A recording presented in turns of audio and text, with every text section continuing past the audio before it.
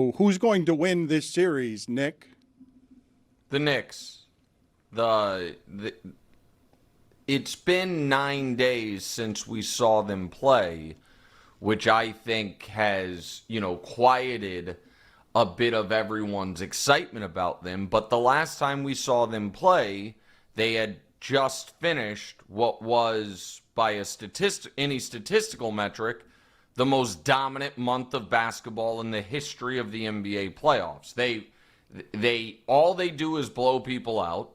Mitchell Robinson's right pinky notwithstanding, they are incredibly healthy, they're incredibly rested, and they are one of the few teams that actually gave San Antonio real trouble this year. You add to that San Antonio made it pretty clear, they won their championship and celebrated as such a few days ago. I think the Knicks win tonight and steal home court, and I think that the 2-month playoff slog for the Spurs of a 5-game series, then a 6-game series, then a 7-game series, and all these additional minutes, which are already showing up greatly in Wemby's rebounding numbers, if nowhere else, he is wearing down, and I think you saw that at the end of the conference finals, and I think the Knicks are going to be the champions, which is interesting because we seamlessly transitioned as a collective in the media from the Thunder are going to be a dynasty to something I've never seen before, which is fretting about the Spurs dynasty. Typically, we at least wait till they win their first championship before we are preemptively anointing teams as dynasties. This one, we didn't seem to even wait for that.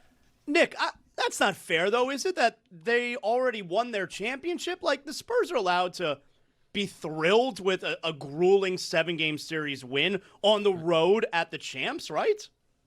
No, they're allowed to do whatever they want, but in my analysis of it, I think that was a cathartic, emotional moment, and you saw them react as such, and I think that has a knock-on effect to the finals. The Knicks, maybe because it was a sweep, maybe because the Cavs flat quit, maybe because they weren't playing it on the road against the defending champs, they were very, very businesslike in the reaction to them winning their conference, and I think that actually has a potential impact.